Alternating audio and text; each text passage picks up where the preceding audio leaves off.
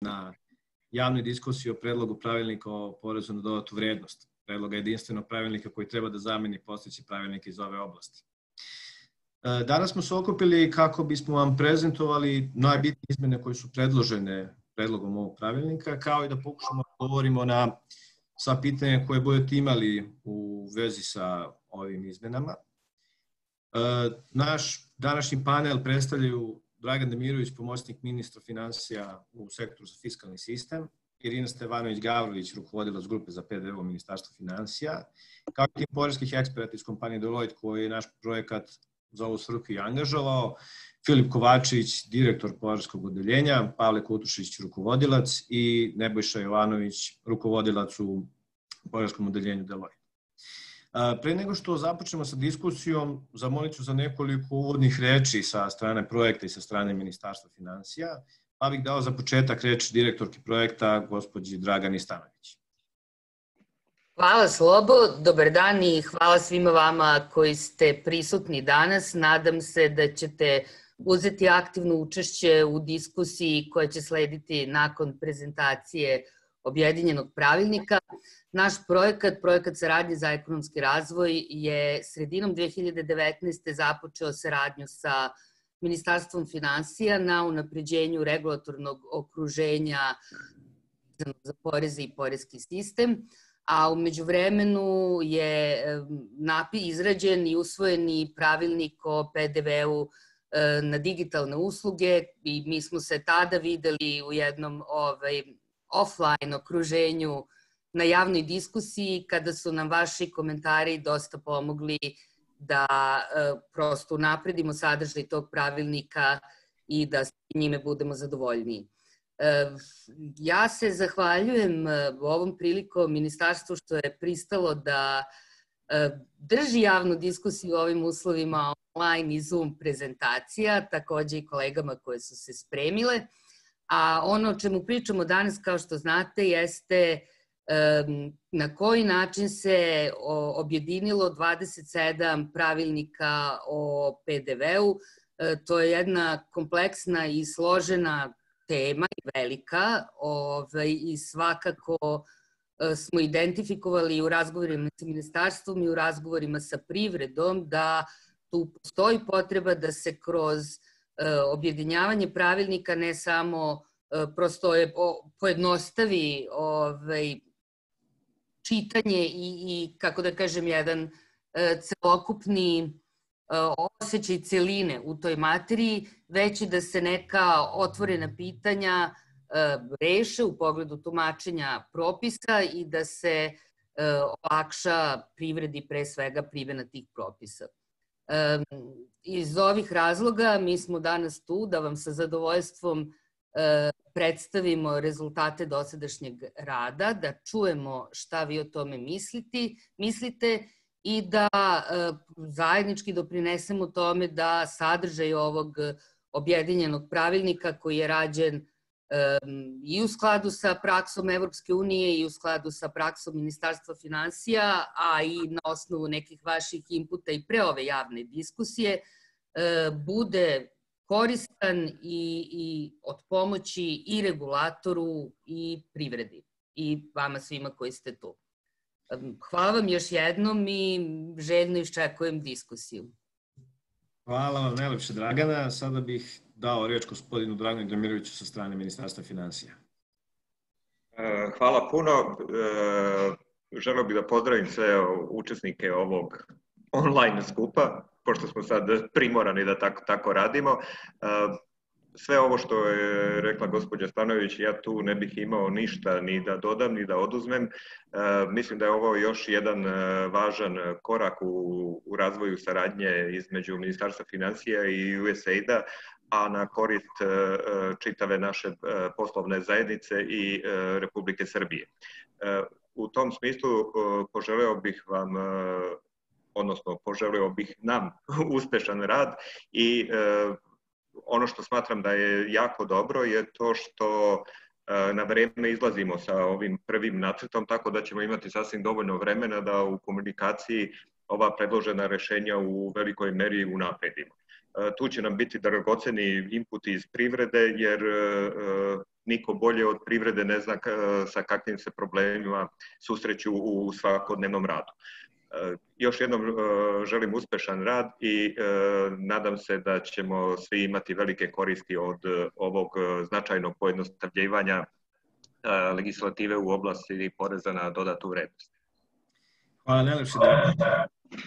Pre nego što započnemo sa prezentacijom, samo bih za početak hteo da našim dragim učesnicima dam nekoliko instrukcija u vezi sa predstojećom prezentacijom. Iz tehničkih razloga svi učesnici, osim panelista, neće imati audio i video uključenje, ali sva pitanja i komentare koje budete imali tokom prezentacije i diskusije možete napisati u odeljku chat koji se nalazi na Zoom platformi. Odgovore na ova pristigla pitanja ćemo da obradimo nakon što budemo održali prezentaciju i snimak ove diskusije će biti dostupan naknadno, o čemu ćemo sve obavestiti svi koji su se u suštini registrovali za učešće na javnom diskusiji. Ja vam lično želim da vam se zahvalim na vašem učešću. Ovo je prva diskusija koju održavamo ovim putem prosto iz zdravstveno-preventivnih razloga, ali verujemo da ste navikli na tradicionalno okupljanje. To jest da ste, dakle, pored, za razliku od tradicionalnog okupljanja na ovakve teme, ste se i navikli na komunikaciju ovim putem. Tako da, iz tog razloga, mi vas zaista molimo da uzmete aktivno učešće u ovoj diskusiji i date doprinos vašim komentarima i pitanjima na kojima se nadamo da ćemo da damo odgovor u narednih sat i po vremena. Tako da dajem reč dragom kolegi Filipu Kovačeviću i njegovom timu da prezentuju najbitnije izmene koje smo predložili ovim nacrtom. Hvala puno, Slobo. Dobar dan svima i sa moje strane. Pošto vremena nemamo mnogo, ja bih odmah krenuo sa, sa prezentacijom. Ideja je da prođemo u narednih 20 minuta kroz neke od izmena koje smo mi smatrali najznačajniji u ovom objedinjenom pravilniku i s tim u vezi nije ideja da sad ulazimo u neke posebne detalje tokom prolaska kroz te, da kažem, odredbe, već je više ideja da gde to ima smisla da vam damo, da kažem, neku dodatnu smernicu zašto je nešto izmenjeno, šta je bila ideja i da li je zapravo nešto suštinski izmenjeno ili je došlo do samo nekog, da kažem, pojašnjavanja postojeće odredbe.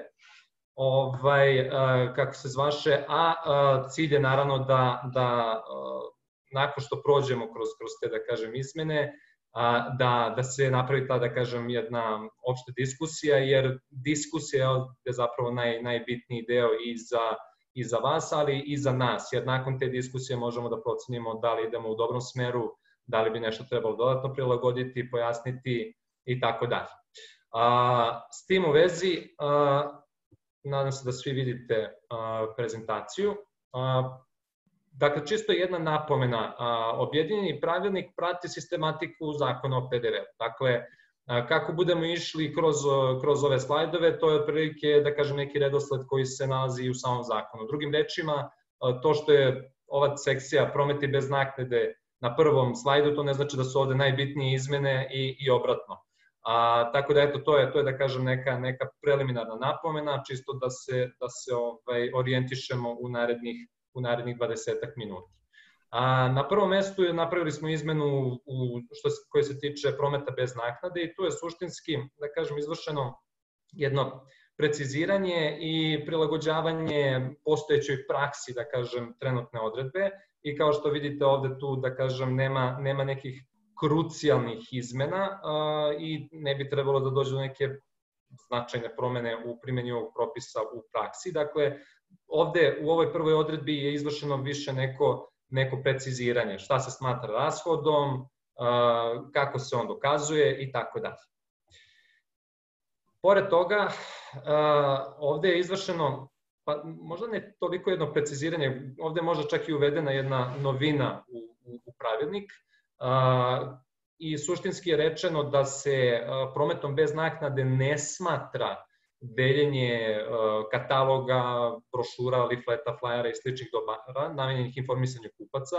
jer suštinski tu, iako imamo fizičko dobro koje dajemo nekome, mi u tom slučaju ne vršimo zapravo promet ka drugim licima, jer nije suština u tome da to drugo lice dobije katalog kao fizičku stvar, već da se informiše o nečemu što mi prodajemo. Drugim rečima ovde govorimo o marketingu. Tako da ovde je, da kažem, izvršena jedna dopuna kako bi se postojeća praksa i situacija malo, da kažem, pojasnila i iskristalisala, da se jednostavno izbegne neka nedoumica koja možda postoji prilikom deljenja ovih dobara.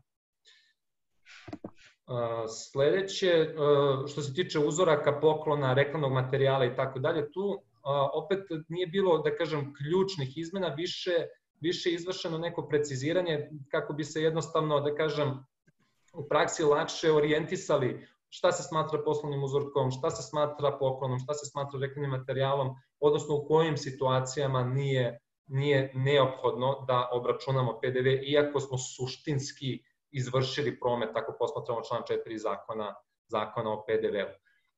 Opet kažem, neću ulaziti u detalje, jer izmena ima dosta, a pretpostavljam da ste svi već stigli da pre ovog poziva da pročitate prezentaciju, tako da ovde se nećemo dalje zadržavati. Ovde na sledećem slajdu opet imamo, da kažem, temu poklona. Ovde je bitno napomenuti da smo u ovoj odredbi predložili jedno preciziranje kako ne bi bilo nedoumice u situaciji kada ja, na primjer, kao proizvođač određenog dobra, dam svom distributeru reklamni materijal ili poklone, odnosno bude rečeno reklamni materijal, dam svom distributeru koji će ih potom podeliti kupcima, potencijalnim kupcima i tako dalje. Drugim rečima, ovde je precizirano da predmetno oslobođenje, ako mogu tako da ga nazovem iz zakona, nije limitirano samo na situaciju kada ja kao proizvođač direktno dam reklamni materijal određenom kupcu ili potencijalnom kupcu, već tu distribuciju mogu odraditi i posredstvom nekog, recimo, veletrgovinskog lanca.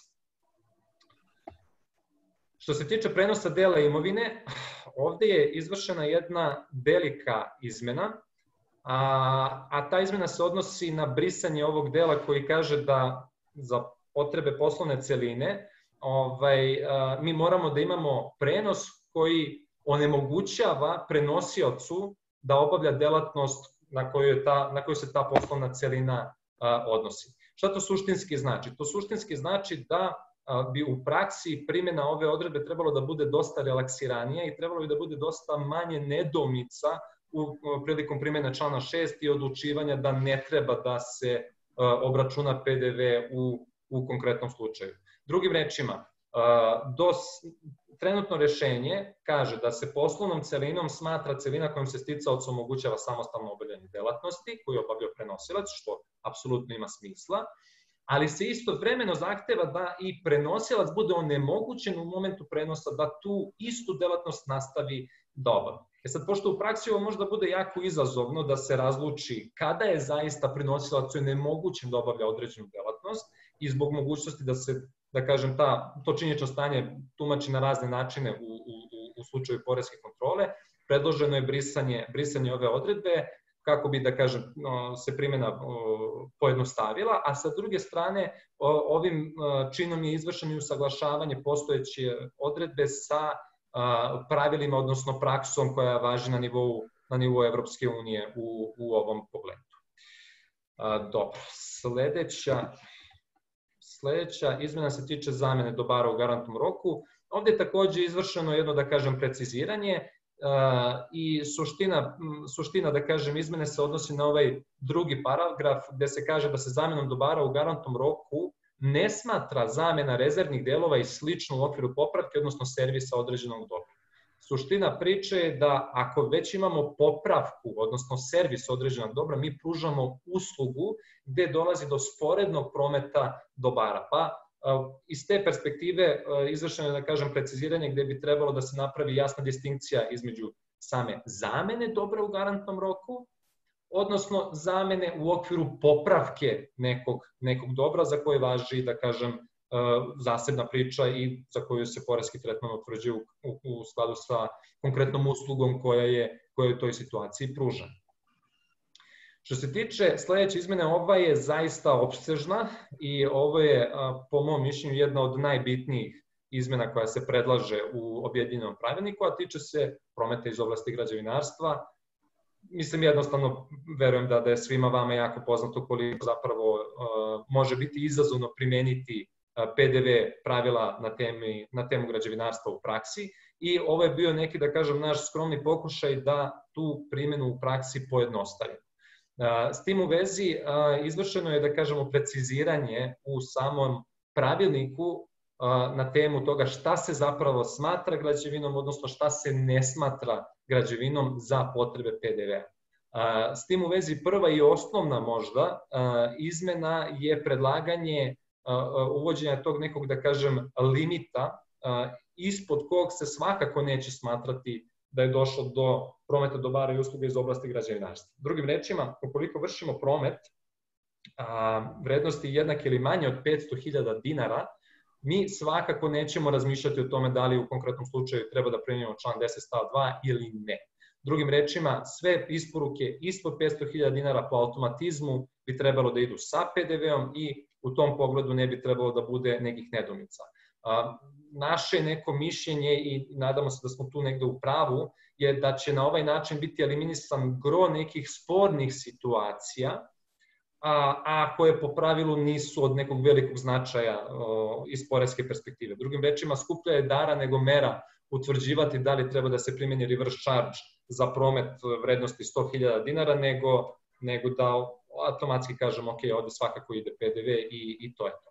A pored toga, propisano je, da kažem, odnosno predloženo je da se popravke opreme koje čine sastavni deo objekta, uključujući popravku delova, te opreme svakako ne smatraju građevinom. Isto se odnosi na popravku instalacije i delova instalacija, ovde suštinski govorimo o električnim instalacijama i verujem da kogod je imao iole dodira sa građevinom u praksi, zna sam da je ovo pravilo, da kažem, dosta nedoumica. Nadalje imamo, da kažem, izuzimanje od reverse charge mehanizma, isporuke sa ugradnjom elemenata za kuhinje i kupatila i tako dalje. Isto se odnosi na isporuku sa ugradnjom uređaja za grejanje, odnosno hlađenje, sistema za zalivanje, navodnjavanje, promet dobara i usluga u okviru uređenja zelenih površina i tako dalje. Ono što je bitno da napomenemo u ovom koraku je da izuzetno od stava 1 tačka 1 ovog člana vrednost dobara, odnosno usluga, ne odnosi se na delimične isporuke dobara, odnosno usluga. Šta to znači?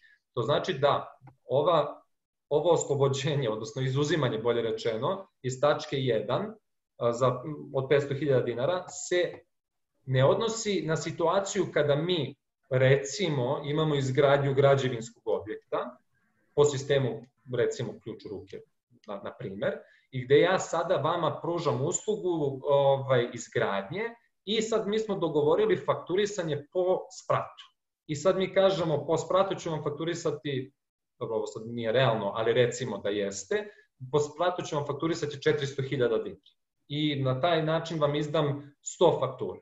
Ako bismo na taj način pristupili ovoj, da kažem, odredbi, to bi bila evidentna zloupotreba cilja odredbe koja je predložena, pa je iz tog razloga naglašeno da se ova vrednost od 500.000 ne odnosi na delimične isporuke, već na celokupnu isporuku. Drugim rečima, ako vrednost zgrade iznosi 10 miliona dinara, mi smo već izašli iz ovog okvira od 500.000 i nema šta da razmišljamo dalje, bez obzira na to što ćemo mi možda da cepkamo privremenu situaciju na iznose koji su jednaki ili ispod 500.000. Ali sa druge strane, ako bi imali ugovor kojim bi bile predviđene isporuke raznoraznih dobara i usluga, koje su, da kažem, samostalne, i ako bi svaka ili neka od tih stavki imala pojedinačnu vrednost manju od 500.000 dinara, na tu isporuku ne bismo primenjivali član 10 stav 2, a sa druge strane, ako bi vrednost bila iznad 500.000, procenjivali bismo da li treba da se primeni reverse charge mehanizam ili ne. U ostatku člana je, da kažem, data definicija šta se smatra uređajima za grejanje, sistemima za zalivanje i tako dalje, i data jedna, da kažem, dodatna napomena koja u principu već, da kažem, bi trebalo i da se primenjuje i naslučuje se iz samog zakona, ali smatrali smo da nije zgorega da se, da kažem, dodatno precizira i u samom pravilniku, a to je da ako se uz promet dobara i usluga iz oblasti građevinarstva vrši i sporedan promet dobara i usluga, smatra se da je izvršen samo promet dobara i usluga iz oblasti građevinarstva. Drugim rečima, ako karikiram, ako vršim izgradnju građevinskog objekta i usput imam ugradnju, karikiram, komarnika koji možda ne bi bio građevina, u svakom slučaju će se na tu, da kažem, ugradnju komarnika koji se smatra sporednom isporukom primeniti član 10 stav 2 tačka 3. To je, da kažem, neka ideja i to je u skladu i sa, da kažem, mišljenjima Ministarstva finansija, konkretno mišljenjem iz juna 2019. godine, koje nam daje jasnu instrukciju da prilikom određivanja da li se nešto smatra prometom dobara i usluga iz oblasti građevinarstva ili ne, mi ipak treba da gledamo krupnu sliku, a ne da se, da kažem, usko fokusiramo samo na tačno određenu stavku na račun. Nadalje, što se tiče usluga u vezi sa nepokretnostima, tu je izvršeno preciziranje u smislu šta se smatra mašinom i drugom opremom koja se instaliranjem ili montažom trajno ugrađuje nepokretnost. Odnosno, bolje rečeno, uslugama u vezi sa nepokretnostima se smatra usluga koja se odnosi na mašine i drugu opremu koja se instaliranjem ili montažom trajno ugrađuju nepokretnosti, a koja se ne mogu odvojiti od nepokretnosti bez težeg oštećenja, znatne fizičke promene ili menjanja prirode te nepokretnosti. Zašto je ovo bitno? Bitno je zato što u praksi mi imamo često situaciju da se vrši isporuka mašina i druge opreme koja se na neki način montiraju ili instaliraju. I sad postavlja se pitanje gde je mesto prometa konkretne usluge ako se usluga odnosi na montažu tih mašina i te druge opreme. I trebala je, da kažem, neka jasnija smernica u smislu šta se smatra mašinama i drugom opremom koji se smatraju da su, da kažem, u neraskidivoj sprezi sa nepokretnošću i na koju treba da kažemo usluga u vezi sa ovom mašinom sa ovim mašinama i opremom je oporeziva prema mestu gde se nepokretnost nalazi, umesto da primenimo opšte pravilo koje kaže da je mesto prometa mesto primaoca usluge ukoliko imamo promet između poreskih obveznika. Drugim rečima, ovde da kažem precizirano šta se smatra mašinama i drugom opremom koje se smatraju da su sastavni deo nepokretnosti, a za potrebe utvrđivanja mesta prometa usluga u vezi sa nepokretnosti. Nadalje, kada govorimo o utvrđivanju osnovice kod prometa uz naknadu, tu je određeno jedno, rekao bih, bitno, pa ne baš preciziranje koliko uvođenje u pravni sistem nečega što je do sada bilo uređeno kroz, ako ne grešim, korisničko uputstvo za popunjavanje PO-PDV obrasca. Suštinski sada je eksplicitno rečeno kada se porez po odbitku uključuje u osnovicu za obračun PDV-a kod usluga koje podležu porezu po odbitku. I ovde je sada nedvosmisleno rečeno da se porez po odbitku uključuje u samom startu. Dakle, ne čekamo da nastane obaveza za porez po odbitku u skladu sa članom 40 zakona o porezu na dobit pravnih lica, već u samom startu kada je nastala obaveza za PDV, mi uključujemo u osnovicu i porez po odbitku i tu priču manje više završava. Osim ukoliko naknadno ne steknemo, ne dobijemo POR, pa primenimo ugovor izbjegavanja dvostrukog oporezivanja, pa dođe do korekcije iznosa poreza po odbitku i tako dalje. Dobro, ovde je, da kažemo, ubačena odredba koja već se primenjuje u praksi, a koja je predviđena mišljenjem Ministarstva finansija iz, ako ne grešim, novembra 2013. godine, koja suštinski kaže da ako sam ja poreski dužnik za određeni promet, a nije mi poznato u trenutku kad je poreska obaveza nastala na koji tačno iznos treba da obračunam PDV, jer, na primer, nisam još uvek dobio račun za određenu inu uslugu, recimo, meni je dozvoljeno da PDV obračunam na procenjenu vrednost, a da onda kada dobijem račun kroz 2, 3, 5 meseci ili šta već, da odradim korekciju obračunatog PDV-a na stvarni iznos. S tim da tu korekciju ne radim tako što ću da se vratim unazad pa da podnesem izmenjenu PDV prijavu, ne, nego ja u ovoj situaciji u tom periodu kada sam dobio račun, kako se zvaše, ću da odradim korekciju na gore ili na dole, suštinski kao da sam dobio knjižno odobrenje ili knjižno zaduženje, a na osnovu konačne informacije koju sada ima. To je, da kažem, to je suština ove odredbe. Dakle, ovo je nešto što je već postojalo u praksi, sada smo samo predložili ubacivanje te, da kažem, prakse i u pravilnik. Dobro. Dalje, što se tiče izmjene osnovice za obračunavanje PDV-a, ovde, da kažem, izvršeno dodatno preciziranje zarad jednoznačne primene ovih pravila u praksi i, da kažem, tu je, da kažem, precizno navedeno da do izmene osnovice naročito dolazi zbog naknadu za računavanje troškova, naknadu popusta u ceni, ali i zbog vraćanja dobara u sledećim situacijama koje u principu već postoje, ali ovde, da kažem, izvršeno jedno preciziranje koje je posebno bitno u ovoj prvoj tački.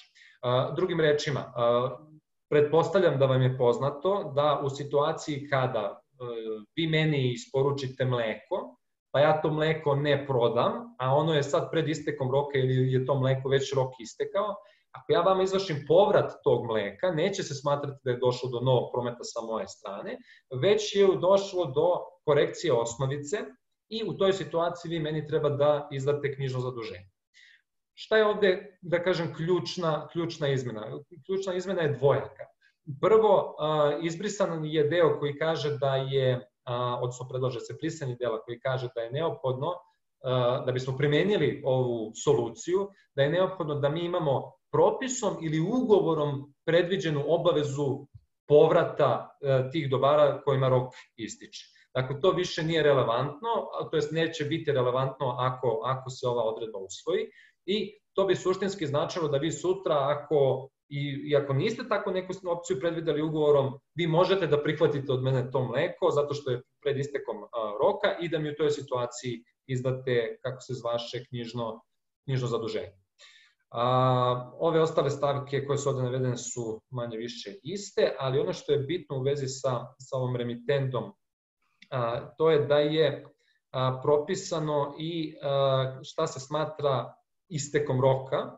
Samo sekund, to ja mislim na sledećem slajdu. I sad ovde kaže, znači dobrima kojima ističe rok trajanja, smatraju se dobra kojima je isteklo najmanje 2/3 roka trajanja, a do isteka roka trajanja ostalo još najviše 2 meseca. Dakle, ovo je sad jasna smernica šta se smatra robom, odnosno dobrima koja su pred istekom roka trajanja, a kako ne bi bilo, da kažem, različitih tumačenja u praksi.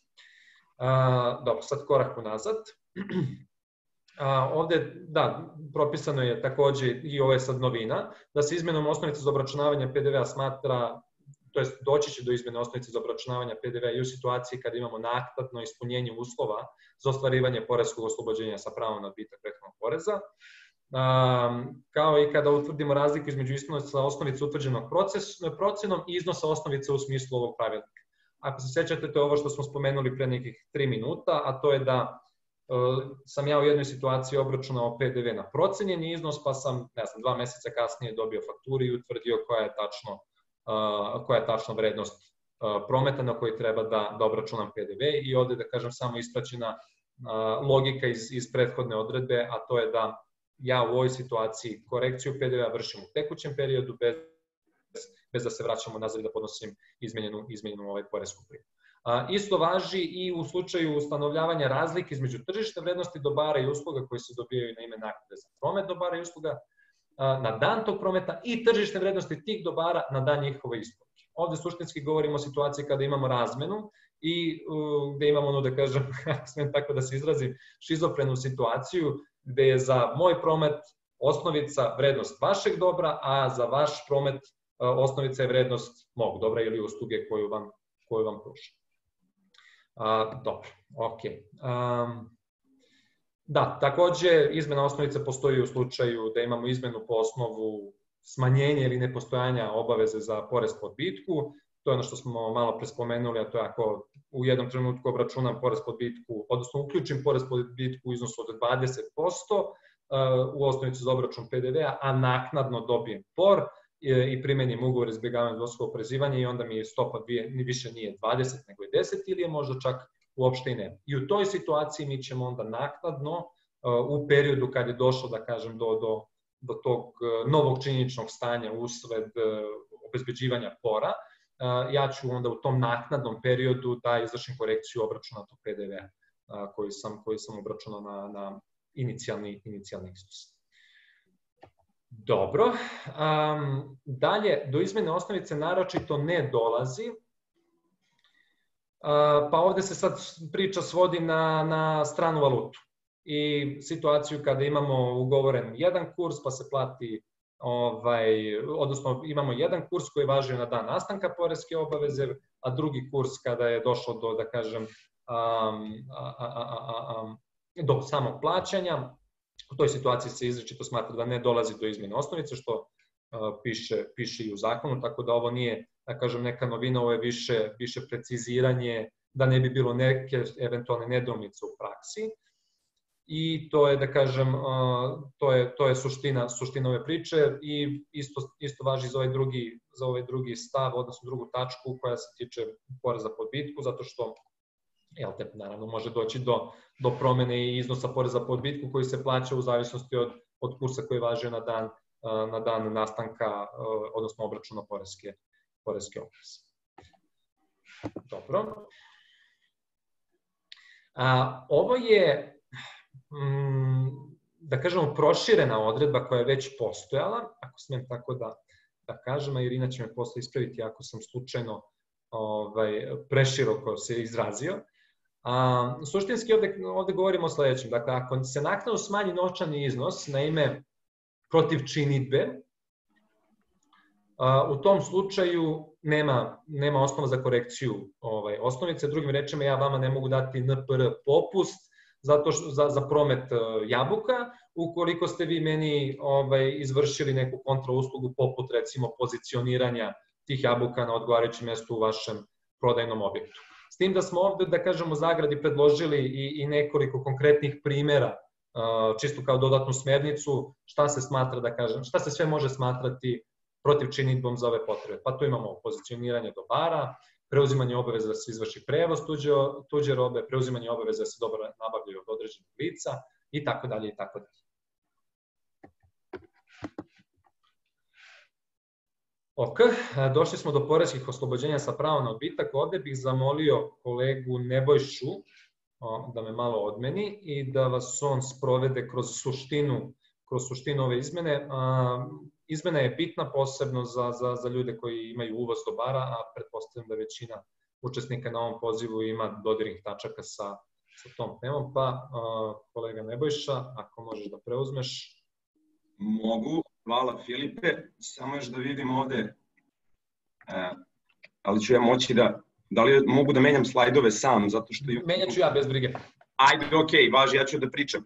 Dakle, ajde, u Filipovom stilu pokušat ću da budem kratak i koncizan. Znači, zašto smo se pozabavili ovom odredbom pravilnika o oslobođenjima po članu 24? Zato što smo negde videli, dakle, da u praksi su često postojala pitanja, dakle, naročito od privrednih subjekata čija je delatnost pre svega uvoz i izvoz, u ovom konkretnom slučaju uvoz, i situacija, dakle, kada, u kojim slučajevima i kako, na koji način, dakle, da ne samo firma uvoznik, nego i firma koja se bavi prevozom, pa pruža usluge prevoza u vezi sa uvozom, ili drugi pružaoci usluga koji pružaju, dakle, druge usluge, kao što su, recimo, usluge skladištenja, opet su povezane možda sa uvozom ili nešto slično, kako da znaju, dakle, da li je vrednost njihove usluge ušla u osnovicu za PDV prilikom uvoza, odnosno da znaju, dakle, da li, ako imamo primjera radi domaću firmu koja pruža uslugu prevoza i u sistemu je PDV-a,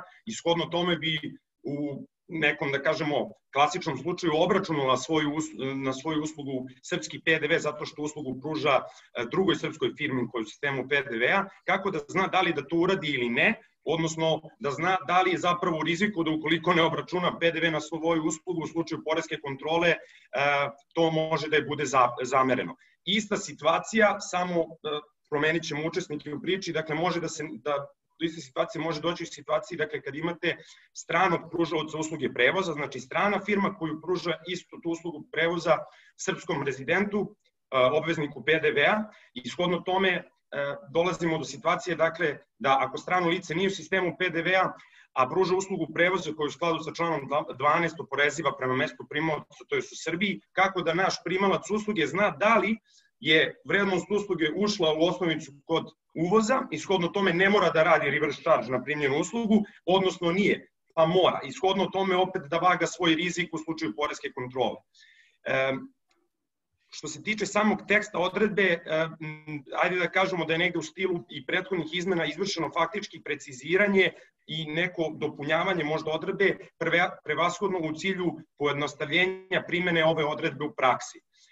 Dakle, vrlo brzo, znači, poresko oslobođenje, dakle iz člana 24 stav 1 tačka 1, važi za prevozne i ostale usluge koje su u vezi sa uvozom, dakle, pod uslovom da je vrednost tih usluga ušla u osnovicu kod PDV-a pri uvozu. Zadržane su, da kažemo, neke odredbe koje postoje već u sadašnjem pravilniku, a koje se odnose na definisanje toga, dakle, šta se smatra uslugom prevoza, koja je povezana sa uvozom dobara. Takođe, zadržane su i definicije koje se odnose na primaoca takve usluge, znači u situaciji kad je primalac lice koje je poreski obveznik, odnosno kada je primalac lice koje nije poreski obveznik. Filipa, možeš već na sledeći član, odnosno sledeći slajd. Dakle, kao što sam rekao, dakle, ko se smatra poreskim obveznikom u smislu člana 12 i ko se smatra licem koje nije, dakle, poreski obveznik. Ok, ajde idemo odmah na sledeći član, nema potrebe ovde da se zadržavamo. Takođe, ono što je svakako negde opet dobro što smo, ja negde smatram da se dosta bavio ovom odredbom, što je istaknuto sad vrlo jasno je, dakle, šta se smatra, šta uključujemo u nakladu za samu uslugu prevoza. Dakle, ovde su dati egzempli, kauza, primeri, dakle, putarine, mostarine, dangovnine i slično, koje, dakle, će imati pružalac takve usluge da bi samu uslugu pružio. I takođe, ono što je možda ključ čitave odredbe, dakle, šta je potrebno da postoji, da kažemo, dokaz, odnosno dokumentacije, kako bi se, dakle, smatralo da je prevozna usluga ili druga usluga u vezi sa uvozom, dakle, uključena u vrednost osnovice kod uvoza. I, dakle, tu je negde zadržana manje više i definicija iz sadašnjih pravilnika, to je da tu moramo imati dokument o prevozu, to nam je, dakle, na sledećem slajdu, znači dokument izvršen u usluzi prevoza i račun ili drugi dokument koji služi kao račun. Takođe, obrađene su i situacije, dakle, u smislu posjedovanja dokumentacije u zavisnosti od toga da li je poreski dužnik domaći PDV obveznik ili je u pitanju strano lice, pa imamo da je poreski dužnik primalac usluge, pa onda mora da radi shodno tome da primeni mehanizam obrnute naplate, ali ono što je po meni negde najključnije ili najbitnije istaći u vezi sa ovom odredbom je da treba kriterijume koji su ovde propisani i dokumentaciju koju je potrebno da posjedujete kako biste ostvarili oslobođenje. Jedino ima smisla ceniti, dakle, u praksi, primenjujući bukvalno situaciju, dakle, praktično, dakle, da li u momentu uvoza, odnosno u momentu carinjenja, carinski službenik koji vama radi pregled dokumentacije, obračun dažbina, izdavanje carinskog računa, ima u svojom fizičkom posjedu i taj neki račun koji je vezan za uslugu prevoza, odnosno neku drugu uslugu u vezi sa uvozom. Ukoliko on u praksi taj dokument nema, on fizički ne može da ga pregleda, shodno tome on ne može ni da ga uzme u obzir. Tako da, mislim da je to ključ zapravo kod čitanja ove odredbe i sad u ovom novom nekom, da kažemo, ruku kako smo mi to napravili, nadamo se da će to ljudima, da će naći korisnim, da će naći ovu odredbu, da kažemo, i praktičnijom za primjenu možda od postojeće, iako i postojeće je dosta uzeto iz postojeće odredbe, ali u svakom slučaju to je negde moja poruka, dakle, da suština je šta mi radimo u praksi, da li carinski službenik ima ovaj dokument ili račun u momentu carinjenja ili nema, jer sve što se desi posle toga momenta, suštinski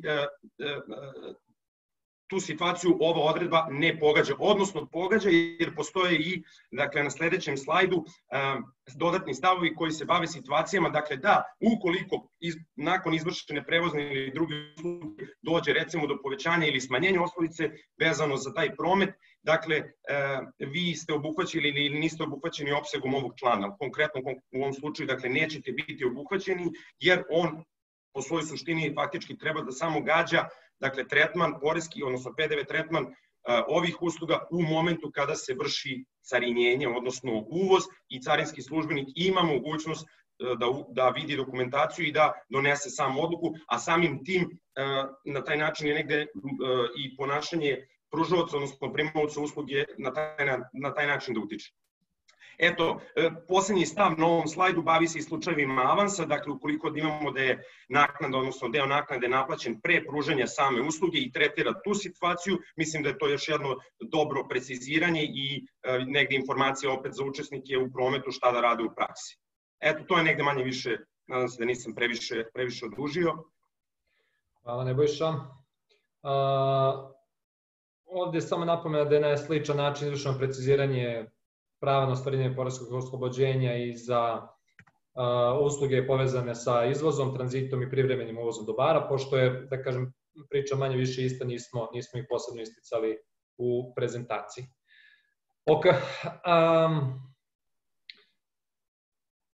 Ovde imamo jedno vrlo prosto, ali vrlo korisno pojašnjenje, nego izmenu. Suštinski, trenutno da biste ostvarili pravo na poresko oslobođenje u skladu sa članom 24 za izvoz dobara, vi morate da imate ugovor kojim je predviđeno plaćanje pre izvršenog izvoza. Sad, pošto to u praksi možda bude i ne mora, predloženo je da se izbriše taj uslov i da se samo napiše da je dovoljno da lice koje vrši promet izda avansni račun i u tom slučaju smatraće se da je ispunjen uslov za neobračunavanje PDV-a po članu 24, a to je naravno opet dalje povezano sa uslovom da se naknadno ta dobra zaista i izvezu. Ovde imamo dva, da kažem, preciziranja, a to je da se vlasničkim udelima smatraju idealni delovi objekta, odnosno ekonomski delovi celina u okviru objekta. I to isto važi i za novoizgrađene građevinske objekte, pošto je 10 do 1, ja se ovde ne bih zadržavao previše, da bismo imali vremena za diskusiju. Pored toga, ovde je predložena jedna, po našem mišljenju, dosta olakšavajuća izmena, koja bi nas usaglasila sa propisima koji važe na nivou Evropske unije, a to je da u situaciji kada izdajemo račun na dan kada je izvršen promet dobara, odnosno usluga, račun za taj promet ne mora da sadrži i podatak o datumu prometa. Drugim rečima, dovoljno je da samo na fakturi naznačite datum izdavanja računa i da se time priča završi. Ovo bi trebalo da bude, da kažem, neko pojašnjenje, ne pojašnjenje, nego pojednostavljenje za poreske obveznike, posebno imajući u vidu da zbog formalne neispravnosti dokumenta faktura može biti osporena, a sa druge strane ovo može biti korisno i u situacijama kada imamo ino usluge za koje po pravilu mi dobijamo račune na kojima je naznačen samo datum izdavanja bez posebnog iskazivanja datuma prometa. I ako bi ovakva odredba bila usvojena, mislim da bi, da kažem, i tumačenje momenta nastanka poreske obaveze i za te ino usluge bila donekle jednostavnija, jer bi, da kažem, imali jasniju smernicu u tom pogledu. Pored toga, još jedno administrativno olakšanje koje je predloženo, to je da se u situaciji kada izdajemo knjižno zaduženje ili knjižno odobrenje za veliki broj računa, što se u praksi dešava, da mi u toj situaciji ne moramo da se pozovemo na svaki račun poimence. Dakle, da ne moramo da napišemo 200 računa sa njihovim brojevima i sa njihovim datumima izdavanja, već da možemo da kažemo da smo izdali knjižno pismo koje obuhvata sav promet koji je izvršen od lica A licu B u prvom kvartalu, u prvoj polovini godine, za celu godinu ili u roku od mesec dana, nije ni bitno. I suštinski na taj način da pokrijemo taj administrativni deo, a da ne moramo da se, da kažem, bavimo štampanjem stotine propratnih listova papira sa, da kažem, tim pojedinačnim pobrajanjima i tako dalje i tako dalje.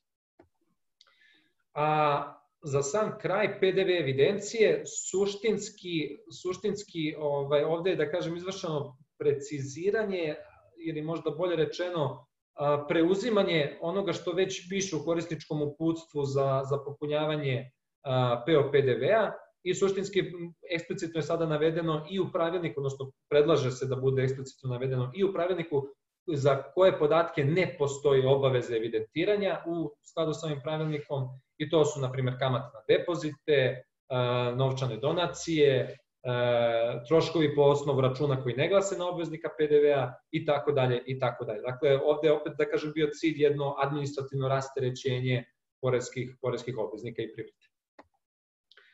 Pored toga, a imajući u vidu da je od 1. januara 2020. godine da su stupila nova pravila u vezi sa vaučerima na scenu, iz tog razloga je, da kažem, u pravilniku predloženo dodavanje i obaveze vođenja evidencija u vezi sa vrednostnim vaučerima, tako da to je, da kažem, jedna smislena dopuna.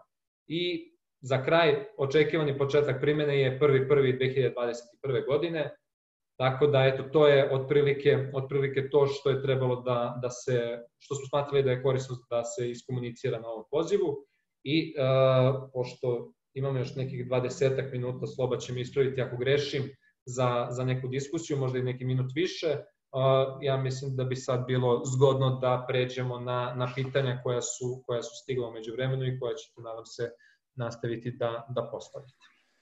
Hvala lepo, dragi kolege. Ja sam za početak ću da zamolim da se naši panelisti uključe putem audija. Dakle, Pavle i dragi Irina, ako samo možete da se da odaberete opciju unmute. Sad, za početak hvala vam puno na velikom broju pitanja. Ja ću se potruditi da vam iznesem pitanja o, ajde kažemo, oblastima koji smo ostali u temi. Počeli bismo za početak sa građevinom i tu imamo najviše, naravno, pitanja.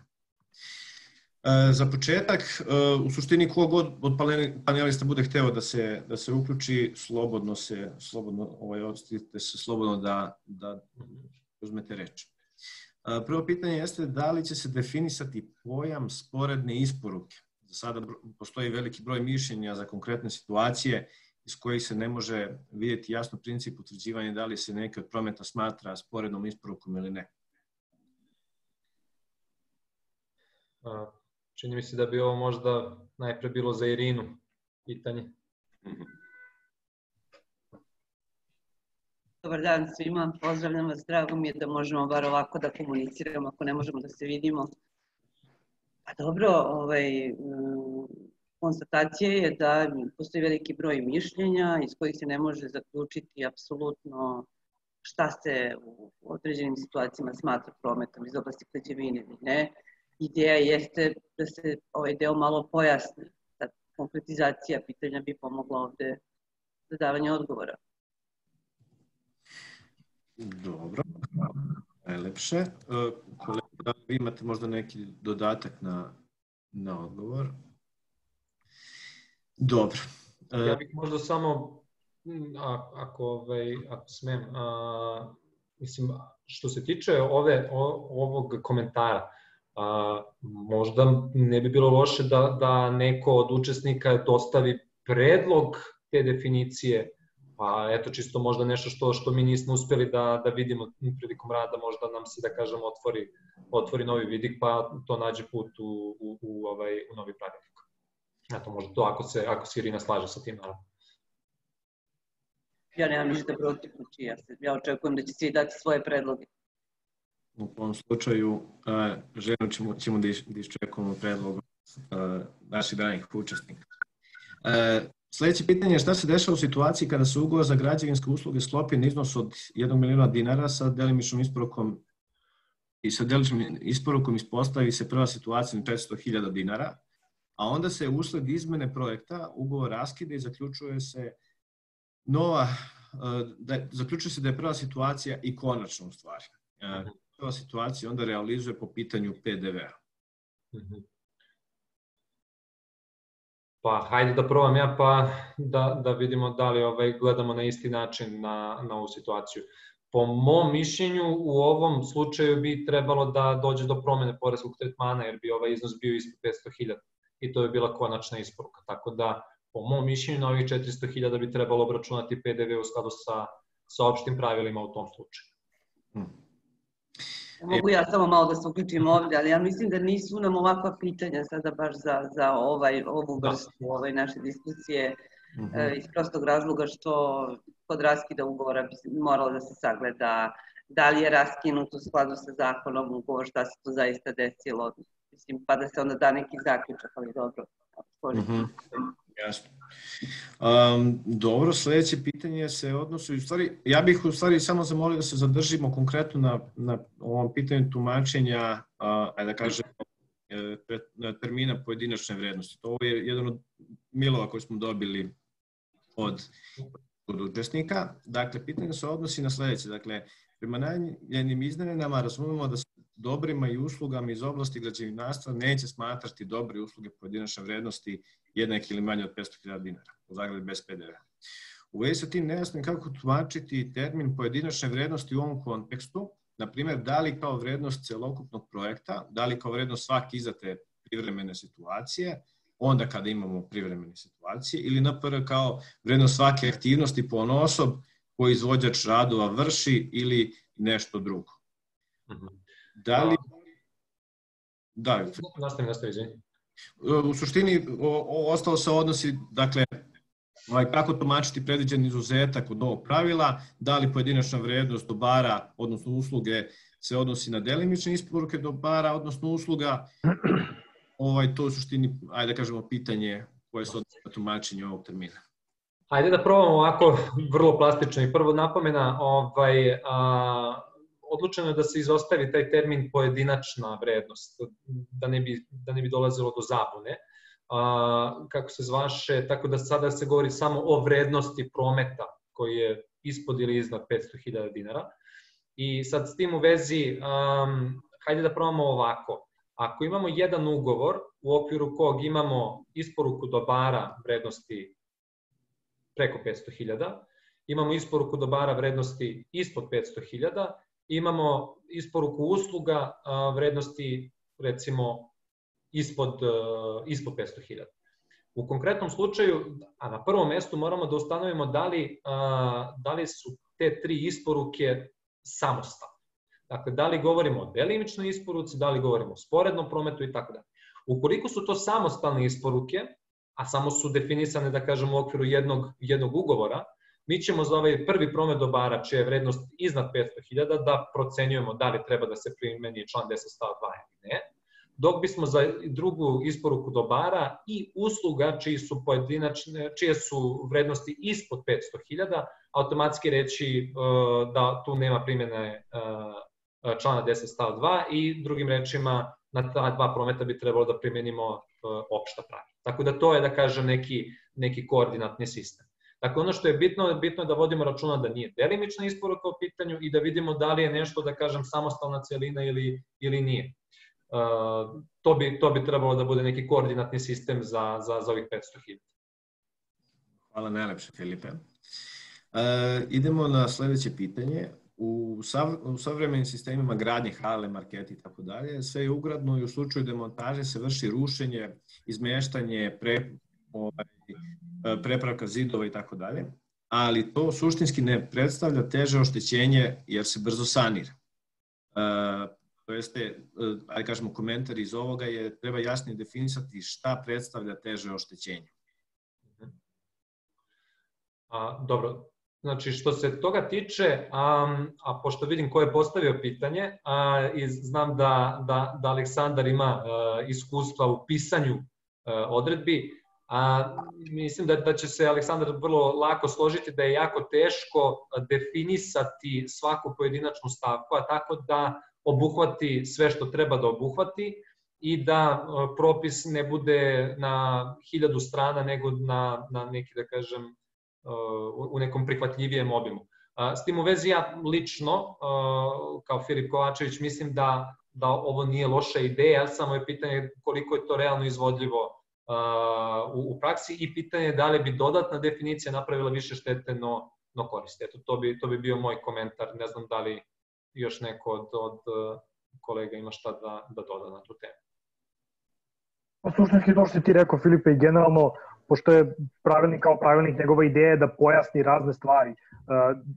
Dodavanje dodatnih definicija koje nisu strogo poresko-formalne prirode bi dosta opteretilo ceo tekst, jer na ovom mestu možda može da se uradi, ali onda bi se otvorilo pitanje na koliko još dodatnih mesta je potrebno još više obrađivati, stavljati i primere i dodatne definicije. Te prosto moralo je da se ograniči koliko je moguće, naravno da bi tekst bio što jednostavniji za razumevanje. Hvala najlepše, drage kolege. Imamo jedno pitanje vezano za delimične isporuke. Da li u objedinjenom pravilniku može biti uključeno da kod delimične isporuke datumom prometa se može smatrati datum overe od strane nadzornog organa? Irina, da li bi mogla ti? Pa evo, i tu je došlo do promene propisa iz oblasti građevinarstva. Tako da i taj datum overe, da kažemo, od strane nadzornog organa, pitanje je da li je sada merodavan ili nije. Ali dobro, možda treba razmisliti da se kroz pravilnik nešto pojasni na tu temu i da se faktički doradi u tom delu. Zašto da ne? Hvala najlepše. Slobo, ja bih samo dodao još jedno, ako mogu. Čini mi se da smo razmatrali slično neko pitanje tokom izrade nacrta ovih izmena i tu smo rešili na jednu praktičnu poteškoću, a to je da generalno pitanje nastanka poreske obaveze nije obuhvaćeno, ili inače me to ispraviti ako grešim, ali mislim da nije obuhvaćeno, nije moguće dodatno uređivati podzakonskim aktom, dakle nije dato ovlašćenje ministru da ovo pitanje dodatno uređuje. Pa smo tu isto onako naišli na tu jednu, da kažemo, formalnu blokadu, jako je apsolutno na mestu, slično kao i pitanje definisanja sporedne isporuke, koje je definitivno jako složeno, ali prosto trenutno nam nije zakonom dato ovlašćenje da ga bliže uređuje. Za to nije dato, ali bi možda moglo kroz neki drugi deo, na primjer kod izdavanja računa ili nečeg od toga je vođena diskusija. To. Na tu temu pričaju. Hvala najlepše. Sada možemo da se pozabavimo pitanjem ovih, da kažemo, tumačenja reči sistem. Dakle, pitanje se odnosi na termin sistem i, na primjer, sistem za grejanje u kojem jedan izvođač vrši radove na instalaciji grejanja, na primjer, razvod instalacije radijatora, a drugi izvođač, pretpostavljam, isporučuje kotao, pumpu i tako dalje. Znači da bez ove druge isporuke, odnosno bez isporuke kotla, to ne bi predstavljao ceo sistem. Prosto da se samo pitanje odnosi na to kako se definiše... Meni se ovde čini da je ovo više tema za razmišljanje. Nisam siguran da ovde možemo da damo odmah odgovor u kom smeru bi trebalo ići, ali svakako dobra sugestija za razmišljanje da li eventualno treba još nešto tu, da kažem, razgaziti u predloženoj odredbi. Tako da ja bih se zadržao na tome ako se ostali kolegi slažu. Jasno. Hvala najlepše. Jedno pitanje se odnosi na klasifikaciju. Dakle, u suštini dobili smo jednu malu pohvalu u vezi sa određivanjem kriterijuma u oblasti građevine, s tim što je postavljeno pitanje dakle, kako se može definisati šta se smatra prometom iz oblasti građevine, odnosno šta bi to bila ta poreska klasifikacija delatnosti. Jer je ovde komentar da primjena klasifikacije delatnosti nije primerena za poreske svrhe. Najprostije rečeno, trenutno je bio stav da ne postoji prostor za tu vrstu izmena. Drugim rečima, razmatrano je odstupanje od postojeće klasifikacije delatnosti koja evidentno nije najadekvatniji propis za potrebe poreza, jer nije dovoljno precizna, ali kako se zvaše, pod datim okolnostima bilo je možda previše izazovno ili bio bi preveliki zaokret za odstupanje odmah od kako se zvaše, klasifikacije delatnosti za potrebe utvrđivanja šta se smatra prometom dobara i usluga iz oblasti građevinarstva, šta ne. Pa je iz tog razloga urađeno ovo preciziranje u okviru samog pravilnika za neke, da kažem, od najspornijih tema iz prakse. S tim u vezi napomenuo bih samo da, ma koliko ta uredba ne bila najzgodnija za primjenu, za poreske svrhe, to ipak nije nešto što je prisutno samo u Srbiji, to je pristup koji se koristi na nivou Evropske unije i ako ne sve, a onda barem većina država članica Evropske unije takođe vrši uparivanje za potrebe utvrđivanja prometa iz oblasti građevinarstva, vrši uparivanje poreskog propisa sa uredbom o klasifikaciji delatnosti, odnosno NACE klasifikacijom Evropske unije. Jasno. Hvala lepo. Mislim, zaista hvala vam na ovolikom broju pitanja, zaista nije lako organizovati po kojem ćemo redosledu dalje da idemo. Ja bih sada samo prešao na nekoliko kraćih pitanja dok budemo prosto videli i ostatak, pošto smo među vremenu dobili nova pitanja. Jedno od pitanja se odnosi na stranicu slajd 19 na rok trajanja proizvoda. Evo malo ćemo da odemo na drugu oblast. Pitanje je da li se može zaključiti da je istekao rok trajanja proizvoda ukoliko je preostalo manje od 2 meseca, pretpostavljam, za istek roka proizvoda. Da, znači ovako, ovde imamo, nazovemo ga subjektivni i objektivni rok. Subjektivni rok bi bilo ove 2/3 roka trajanja. I u svakom slučaju, znači, ako nisu prošle 2/3 roka trajanja, ne možemo da primenimo ovu odredbu. A sa druge strane, i čak i ako jeste prošlo 2/3 roka trajanja, taj rok koji je preostao ne sme biti duži od 2 meseca. I ovo je vrlo smisleno. Zašto? Zato što vi možda imate neko dobro u čemu je rok trajanja 3 godine. 2/3 od 3 godine su 2 godine. Da li imam smisla da ja vratim proizvod za koji još imam fore godinu dana da prodam? Tako da ova 2 roka su, da kažem, u nekoj simbiozi i jedan ne isključuju drugi, nego se dopunjuju. Jasno. Hvala lepo. Nebojša, da li bi možda mogao da daš svoje pojašnjenje iz svog dela? Jedan od učesnika je te zamolio za pojašnjenje u tom slajdu.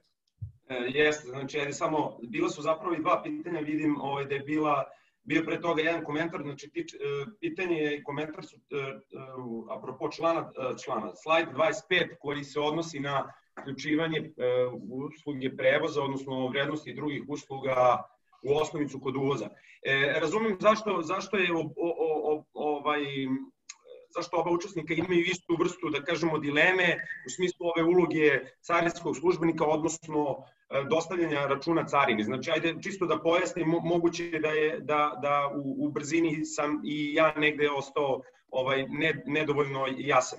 Dakle, sasvim sigurno sam carinski službenik, odnosno carina pri uvozu, što se tiče, dakle, uloge koje imaju, to je ta uloga koja je propisana carinskim zakonom, to je jasno, to dakle nije sporno, oni će da obračunaju, pregledat će dokumentaciju, obračunat će dažbine, izdaće carinski račun koji će uvoznik da plati i tako dalje. Dakle, ja sam carinu spomenuo konkretno više radi, da kažemo, nekog davanja konteksta čitavoj priči. Ono kako je ova odredba napisana, dakle i novelirana odredba, odnosno ovaj naš predlog, ali i postojeća odredba, naravno da nigde ne pominje samog carinskog službenika i, izvinjavam se, namerno zapravo koristi terminološki, dakle, floskulu smatra se, dakle, smatraće se nešto, znači nije potrebno da se nešto desi da bi se utvrdilo, dakle, činjenično stanje, da bi učesnici u transakciji znali šta da rade, nego će se smatrati. I mislim da je to, da kažemo, sintagma koja faktički karakteriše poprilično, dakle, čitavu odredbu. Dakle, smatra se da je vrednost drugih usluga povezanih sa uvozom sadržana u osnovici pri uvozu, ako obveznik, odnosno drugi poreski dužnik posjeduje račun i tako dalje i tako dalje. Ja sam više negde teo da dam, znači umetanjem priče o carinskom službeniku, njegovoj oceni samoj prilikom carinjenja, dokumentaciji koju on ima na raspolaganju, pa samim tim i činjenici da li je obveznik prilikom popunjavanja jedinstvene carinske deklaracije, odnosno njegov špediter imao u svom posedu račun ili ne, teo da dam kontekst čitavoj priči, jer ono odakle sam počeo sam dakle od toga da su postojala u prošlosti i evo daću vam primer najsvežije mišljenje od 11. aprila 2019. godine, postojala su pitanja iz prakse koja se odnose dakle, na uključivanje vrednosti prevoznih usluga, odnosno drugih usluga u vezi sa uvozom u osnovicu za PDV prilikom uvoza. Što meni daje signal, mislim i dalo nam je signal sasvim sigurno i kad smo radili ovaj pravilnik, odnosno kad smo pravili ove novelirane odredbe, da postoji dilema kod ljudi kako, na koji način, kada, s obzirom na koje okolnosti će osnovica biti uključena prevozne usluge ili bilo koje druge u dakle, osnovicu za carinjenje prilikom uvoza ili ne. Jer ako, mislim, sad, naravno to je sve stvar diskusije i svakako da možemo imati različite poglede na to, ali čim su takva pitanja postojala i čim je ministarstvo moralo da izlazi sa stavom da postoji carinski službenik, ali da nije od značaja to šta on faktički radi, ali da on tu ipak postoji, sigurno da je to bio i povod za ovakvu neku vrstu diskusije. Ali naravno, apsolutno ukoliko bilo ko drugi ima bilo kakav drugačiji pogled ili ima možda i sugestiju po pitanju toga kako ova odredba dalje može da se unapredi, ja sam sasvim, i svi smo naravno ovde sasvim sigurno zainteresovani da čujemo predloge, tako da eto, toliko o tom pojašnjenju, ali mislim da čitamo isto svi odredbu, samo sam ja umetno carinu tu da bih dao kontekst jednoj priči koja čini mi se kad se čita sama odredba, meni je barem, kako bih rekao, treba mi malo da uđem u priču, da se sažirim sa situacijom, da bih video gde sam tu ja zapravo. I da li obračunavam PDV, radim reverse charge ili to sve ne radim. Eto, više zbog toga. Hvala najlepše Nebojša. Ja sam hteo sada da pređemo na par pitanja iz dela koji se odnosi na vrednostne vaučere, na to da je to jedna, ajde kažemo, novitetna tema. Imam u suštini, ajde kažemo, dva pitanja. Jedno se odnosi na čemu podatak o broju vaučera, to je pitanje se odnosi to koja je svrha unošenja podatka o broju vaučera. I drugo je da li će se definisati šta je osnovica kod vaučera, jer taj deo nedostaje u zakonu, kako se navodi u pitanju. Irina, hoćeš ti da probam ja? Može. Ajde, probaj ti. Hajde, šalim se, ne veze, pa da odgovorimo prvo na temu osnovice. Osnovica je propisana članom 17 zakona, nema tu šta, mislim, mi posmatramo vaučere kao jednonamenske ili više namenske i na osnovu toga određujemo da li će se smatrati da je izvršen promet dobara ili usluga po osnovu predaje tih nekih vaučera ili ne. Znači, osnovica je utvrđena u zakonu u članu 17. To je osnovna stvar. A drugo pitanje odnosi se na broj, tako? To je broj, znači nije tu, ne radi se o broju, nekom identifikacionom broju vaučera, već o količini. Tako da, čemu, to je vođenje evidencije, tako da ne vidim sporno. Jasno. Mislim, moje pitanje bi tu bilo, ako jeste tema količine, zašto ne bih vodio evidenciju o ukupnom broju vaučera koji sam izdao u određenom periodu? Mislim, to je taj podatak bi svakako morao da ima. I to bi bila neka svoja vrsta kontrola za mene samog, da vidim da li sam ispravno obračunao PDV svuda gde je trebalo ili ne. Hvala najlepše. Idemo sledeće pitanje i hajde da se ograničimo ipak na još nekih, hajde da kažemo, dodatnih 10 do 15 minuta da zatvorimo polako diskusiju. Iako zaista ima veliki broj pitanja i veoma mi je drago što ste se veoma aktivno uključili svi. Za početak, da li je povraćaj pogrešno poručenog dobra, da li se povraćaj pogrešno poručenog dobra može smatrati izmenom osnovice za obračun PDV-a, odnosno koji se može ispraviti knjižnim odobrenjem, ili se povraćaj dobra smatra novim prometom za koji je potrebno da kupac napravi fakturu, što u praksi stvara poteškoće za kupca. Znači, ako sam ja dobro razumeo, meni je isporučeno nešto što nisam poručio. Da, dakle, u pitanju je povraćaj pogrešno poručenog dobra. Je li pogrešno poručeno ili pogrešno je isporučeno? Mislim da ta kvalifikacija... Da kažemo da ovde deluje da je pogrešno naručeno, pošto je pogrešno poručenog dobra. Mislim, za mene bi tu prvo pitanje bilo da li je uopšte došlo do prometa ili nije. Jer ako je meni na moj prag stiglo nešto što ja nisam hteo, nisam poručio, i ja to sad hoću da vratim, ja ne vidim razloga zašto bi se to smatralo drugim prometom. A sad ako je neka druga specifična situacija, to već bi moralo da se analizira od slučaja do slučaja. Hajde da se onda prebacimo na datum prometa. Ovde kaže jedno pitanje, izostavljanje datuma prometa, kako bi to izgledalo u praksi? Ako dobijemo račun bez datuma prometa, možemo samo da pretpostavimo da se račun izdaje na dan kada je promet izvršen. Hajde ovako, znači, odmah da bismo bili efikasniji, ako se slažeš, Slobo. Znači, suština priče je sledeća. Ako na fakturi stoji samo datum izdavanja računa, pretpostavka je da taj datum odgovara i datumu prometa. Znači, to je razumna pretpostavka. Sad, naravno, ako vi vidite da je datum računa 1. decembar, a u opisu piše usluge održavanja zgrade za oktobar 2019. godine, onda je vrlo jasno da tu nešto ne štima, jel? Ali ako su svi ostali parametri, da kažemo, na mestu, ovo je jednostavno pojednostavljenje da ne mora da piše i datum prometa i suštinski ovo bi trebalo da bude benefit za poreske obveznike, jer za slučaj da je vama neko dostavio fakturu na kojoj je iskazao samo datum izdavanja, a nije iskazao i datum prometa, a ta dva datuma se poklapaju, po trenutno važećim pravilima vama može biti osporeno pravo na odbitak tog PDV-a zbog formalne neispravnosti računa, je li tako? A uvođenjem ove odredbe u tako nekoj situaciji neće postojati osnov niti potreba da se vama ospori pravo na odbitak prethodnog poreza samo zbog te jedne, da kažem, zbog jedne alineje koja nedostaje na računu.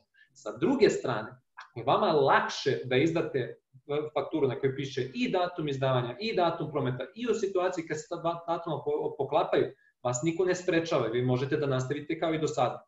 Drugim rečima, ovo je benefit u svakom pogledu, onome kome ne odgovara zbog već podešenog sistema ili šta već, po mom mišljenju, ta firma ne mora da prilagođava, da kažem, svoj postojeći sistem i može da nastavi kao i do sada, ali sa druge strane, oni koji žele da malo sebi olakšaju taj neki administrativni teret i da smanje mogućnost za osporavanje prava odbitka na prethodnog poreza usled formalne neispravnosti, ovo bi trebalo da im, da kažem, pomogne u tome. I to je suština priče. Jasno, hvala najlepše. Samo bih dopunio, pošto je bilo još jedno pitanje na temu ovih izdavanja računa, vrlo kratko. Ova odredba svakako nikako ne menja obavezu primaoca računa da on proverava suštinsku ispravnost tih podataka. Dakle, kao što je Filip rekao, ovo je samo formalno pojednostavljenje. I pre ove odredbe, ako naravno ona bude usvojena, i posle odredbe svakako primalac ima obavezu da proveri da li je sve što je navedeno na računu ispravno. Dakle, da li odgovara suštini zaista svega što je urađeno. Ok, ajmo dalje. Evo, ajde da se vratimo da postavimo poslednje pitanje, da time polako zatvaramo ovaj deo priče. Pitanje se odnosi na strani 10 prezentaciji promet iz oblasti građevinarstva i odnosi se na deo dobre usluge pojedinačne vrednosti jednak ili manje od 500.000 dinara na ovaj limit. Pitanje se vezano za to da li se neki promet dobara i usluga smatra prometom dobara i usluga iz oblasti građevinarstva, da li to zavisi isključivo od vrste dobara i usluga, njihove sadržajne i ekonomske suštine, a ne od njihove vrednosti.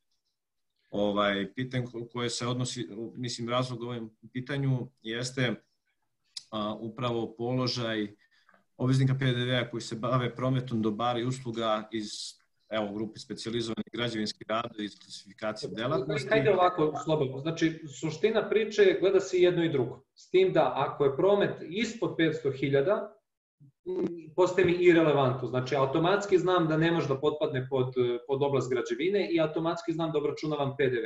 I ja onda nemam nedoumicu da li treba da primenim reverse charge kao lice koje vrši promet, a isto tako nemate ni vi nedoumicu kao primaoci dobara i usluga sa moje strane. Drugim rečima, ovo bi u svakom pogledu i u svakoj mogućoj konstrukciji trebalo da bude samo olakšanje za privredu jer nećemo morati da se bavimo trivialnim stvarima i za trivialne stvari da lomimo mozak i da ulazimo u sistem građevine, da li je nešto predmet člana 10 stav 2 ili ne.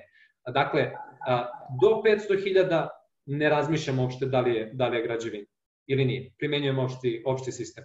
Preko 500.000 razmatram da li jeste građevina ili nije u skladu sa kako se zvaše, već postojećim pravilima. Samo da se osvrnem na jedan komentar koji je sad stigao, a već je i postavljeno ovo pitanje negde iznad. Ovde sad, ako govorimo o suštini i neravnopravnom položaju, kako zaista se ovde neko dovodi u neravnopravan položaj? Suština člana 10 stav 2 i reverse charge mehanizma, kako je on zamišljen na nivou Evropske unije, odakle smo mi to i preuzeli u naš sistem, nije da se pomogne privredi i da se govori o ravnopravnosti i neravnopravnosti. Suština je da se država zaštiti zbog, kako se zvaše, prevarnih radnji koje su jako česte u oblasti građevinarstva. Iz tog razloga država se ovde svesno odriče tog nekog pozitivnog cash flow-a, tako što kaže ja neću da se prvo plati PDV pa da čekam 45 dana pa da taj PDV vrati, nego će da se primeni reverse charge i primalac će da iskaže i izlazni i ulazni PDV u istom periodu i neto efekat će biti nula. Dakle, to je suština ove odredbe. Ovo olakšanje se uvodi zato što država nema interes, nema suštinski interes da se bavi isporukama čija je vrednost ispod 500.000, jer ako govorimo o vrednosti isporuke od 500.000, to imamo 100.000 dinara PDV-a, što nije značajna stavka, i da bi to napravilo neku uštedu ili, kako bih rekao, nešto čime bi se uštinuo budžet, moralo bi da bude zilion tih transakcija da bi to ostvarilo neki efekt. Drugim rečima, suština priče nije ravnopravnost, neravnopravnost. To je potpuno nebitno ovde, posebno ako govorimo o tako malim iznosima. Suština priče je da poreski obveznik ne mora da lomi glavu i da razmišlja danima o fakturi da li je građevina ili nije građevina i da razmišlja da li će sutra u slučaju poreske kontrole poreski inspektor opravdano ili neopravdano da dođe do drugačijeg zaključka i da razreže prekršajnu kaznu, da obračuna kamatu i da napravi problem.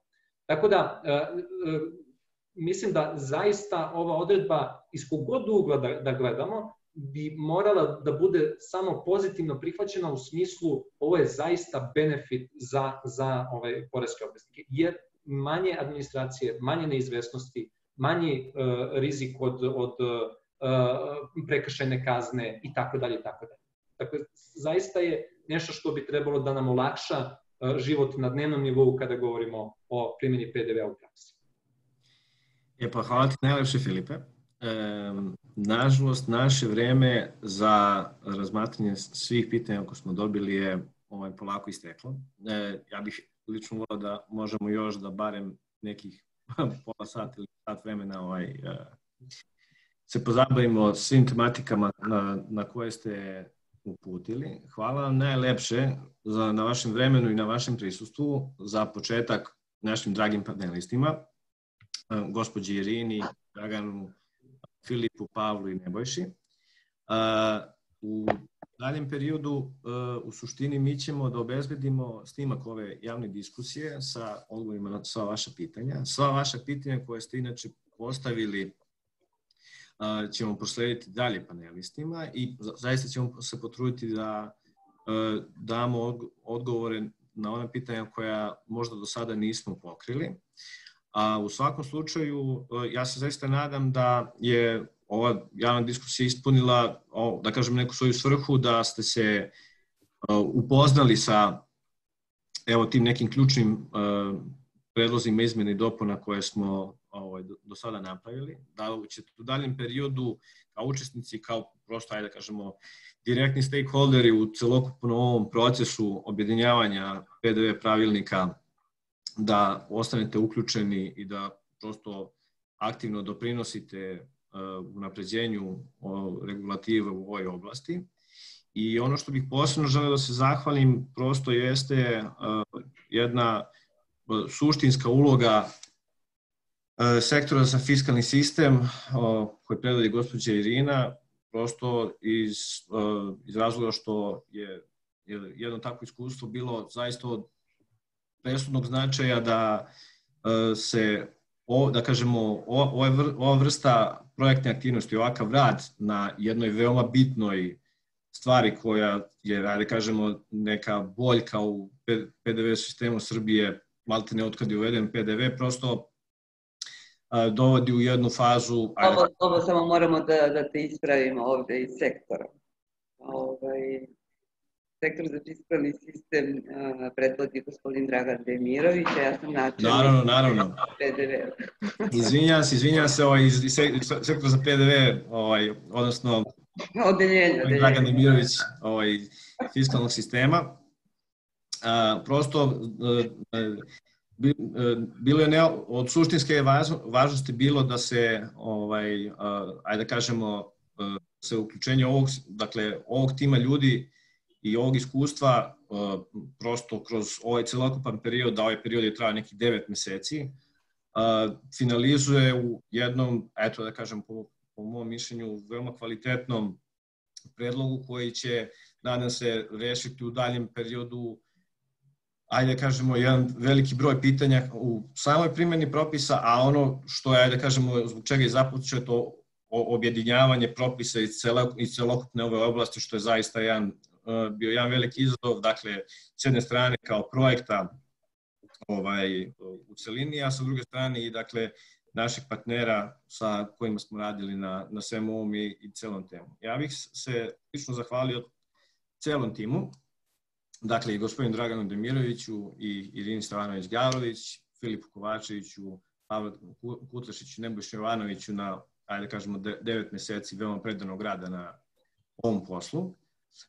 Mi ćemo, dakle, snimak ove javne diskusije da obezbedimo, dakle, za sve učesnike koje prosto želi ponovo da prođu kroz celokupnu prezentaciju, javnu diskusiju, kao i za one koji su se registrovali, ali nažalost nisu mogli da prisustvuju na ovoj javnoj diskusiji, i ukoliko se budu prosto dešava neka druga pitanja koja niste do sada uspeli da postavite ili dobijete ideju za neka druga pitanja ili eventualno neke druge predloge u unapređenju ove regulative, mi kao projekat naravno stojimo na raspolaganju kao jedna spona i naravno to je Ministarstvo finansija sa svoje strane, prosto da u narednom periodu ostajemo otvoreni za sva pitanja koje budete imali i naravno obaveštavit ćemo vas o tome kako napreduje celokupan proces. Gospodine Dragane, ja bih vas zamolio ako biste želi da prosto odjavite ovu javnu diskusiju sa strane Ministarstva finansija i da vam se još jednom zahvalim na vašem učešću, vremenu i prosto podršci koje smo imali do sada. Hvala lepo. Ja moram da kažem da sam jako zadovoljan i ovim današnjim skupom, njegovim rezultatima.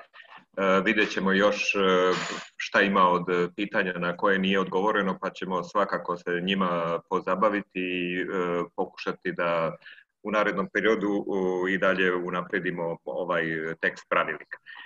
Hvala još jednom svima i želim vam sve najbolje u radu. Filipe. Ja ću samo vrlo kratko, pošto si ti pokrio sve ove protokolarne dužnosti, samo da se zahvalim svim učesnicima na aktivnoj diskusiji, na brojnim pitanjima.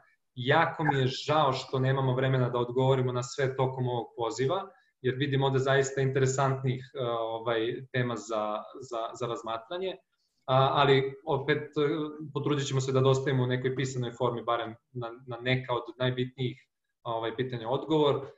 Tako da eto, to je sa moje strane. Hvala vam puno, hvala puno kolegama, hvala puno Draganu, Irini, Slobo i celom USAID timu, tako da to je to sa naše strane. Družimo se uskoro, nadam se. Ništa, želim vam prijatan dan, prijatno slobodne sedmice i ostajte zdravo.